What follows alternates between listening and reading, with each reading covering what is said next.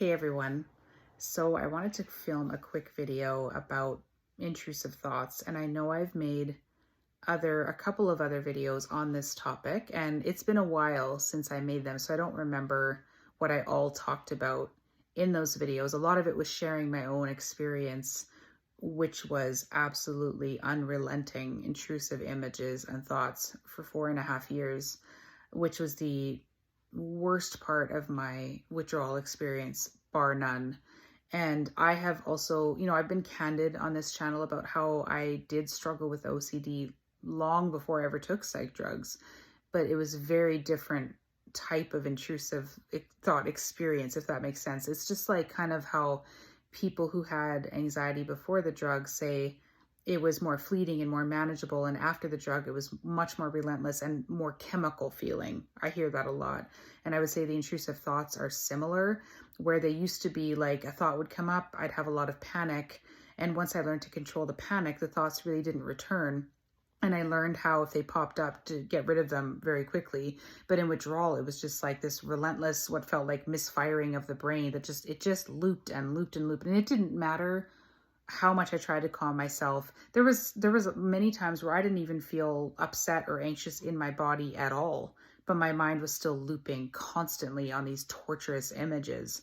And someone had asked me this recently to talk more about intrusive thoughts. And I think what is more common than exactly how mine presented in this space is looping on thoughts about this experience. So it could be about being a burden or feeling like you're a burden on your family, or it could be, what do I do about, like, if you're in a position where you've reinstated, you've maybe been holding and you don't see much change, and so you're just looping on, should I go up in my dose? Should I continue to hold? Should I try to come off again? Should I try a different drug? Should I add another drug?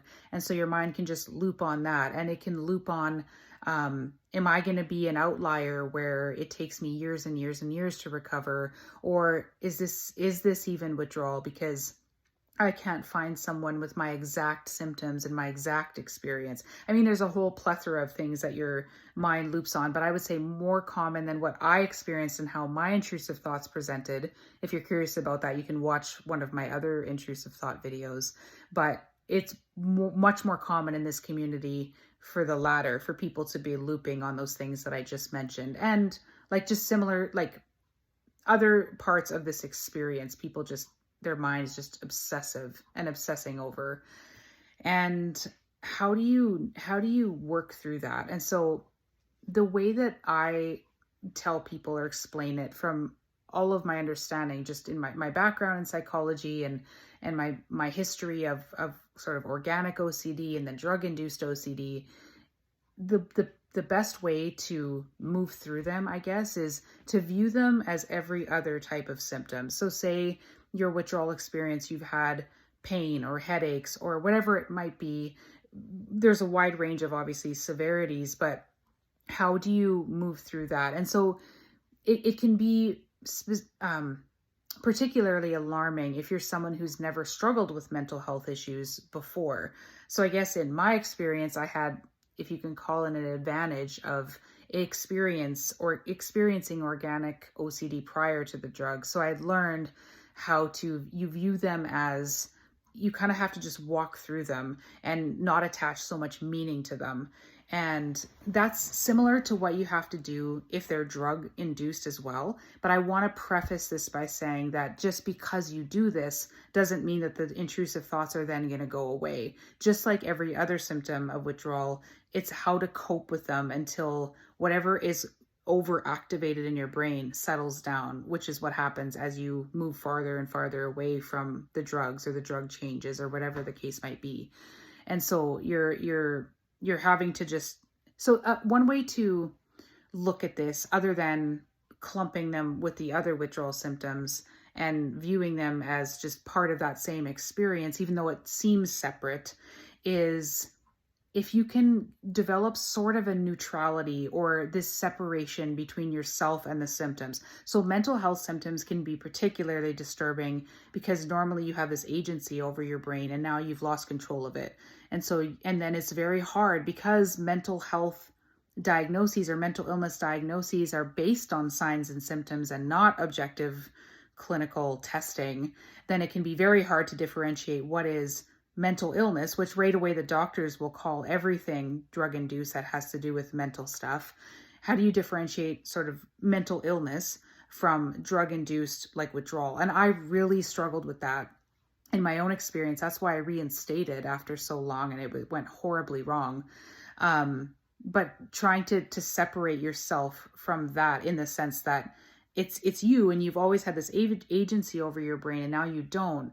But if you view it as this is part of withdrawal, and your brain is not functioning as your own mind right now, if that makes sense. So even though you're experiencing it, you have to almost view it as, for me, it was like a misfiring of the brain. If I could look at it as separate from me, like the drug has induced this misfiring or overfiring, which I think is also what causes, the burning skin and the tinnitus and whatever is misfiring in the nervous system. View it as separate from you. So my brain is doing this thing now. It's separate from me, and I have to just view it as every other symptom. Like it's just, things are just exacerbated and overexcited and overfiring, but it's not who I am. And it doesn't mean anything about me.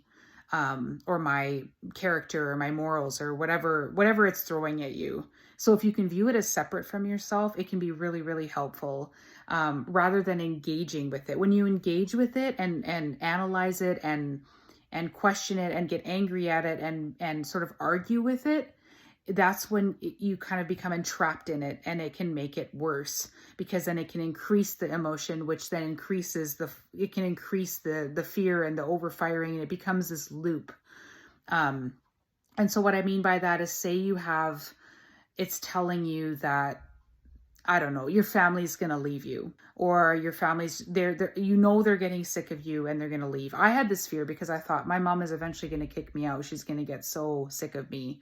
I had other much crazier intrusive thoughts, but I also had that. I was obsessed with that. So the key essentially is to not get sort of entangled in it and start over analyzing. You just view it as this brain misfiring, and because another thing too that I ask people is, do you have these same type of thoughts when you're in a window, if you're someone that experiences windows? And if they say no, then I'm like, that is your true sort of rational brain, your normal mind processing things as you normally would. If it's suddenly throwing all these doubts at you and these questions like, does my family really love me? Are they going to leave me? That is more of this like, this other brain, this other part of your brain that's not really functioning rationally right now. And so don't over engage with it. Just be like, this is not my rational mind.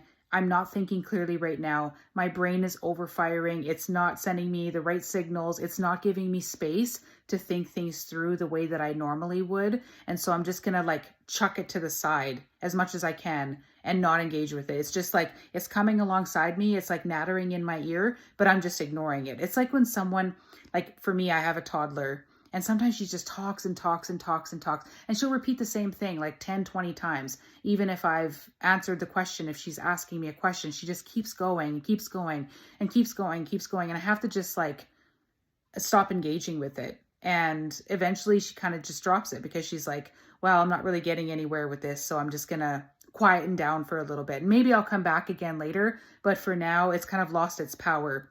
I'm not getting a rise out of mom anymore. I'm not getting whatever she might be seeking at that time. So you kind of have to view it the same way. Like, it's throwing all this stuff at me. I know that this is not how I normally think. So I'm just going to bring it along with me. It's nattering in my ear or in my visual field or whatever in the case of mine. And I'm just going to, separate myself from it as much as I can and just not engage with it. Not continue to be like, be quiet, stop, make it stop. Trying to force it to stop, trying to overanalyze it, find out what it means, catastrophizing, all of those things, because that just keeps you engaged with it and keeps its power on. And again, it's not a quick fix that just if you stop doing that, it's just going to go away. It might temporarily, but it might also return. And so you have to that's the best way that I've found to deal with it.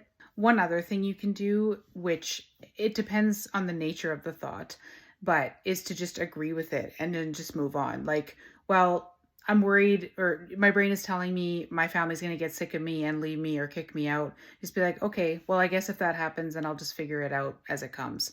And it just kind of takes the power away from it. And you're not engaging with it. You're just like, yeah, okay. And then just, it kind of like settles it. So I hope this makes sense.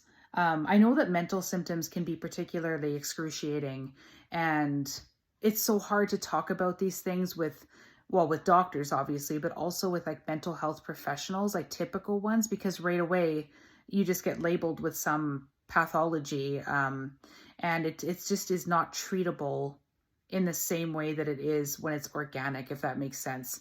And it is in some ways, like the way that I'm telling you to sort of deal with it is the way that you would deal with it if it was organic. But in my experience before the drug, it would work to relieve the symptoms. And now it's just helping you to cope with the symptoms until they start to dissipate when your nervous system calms down, if that makes sense.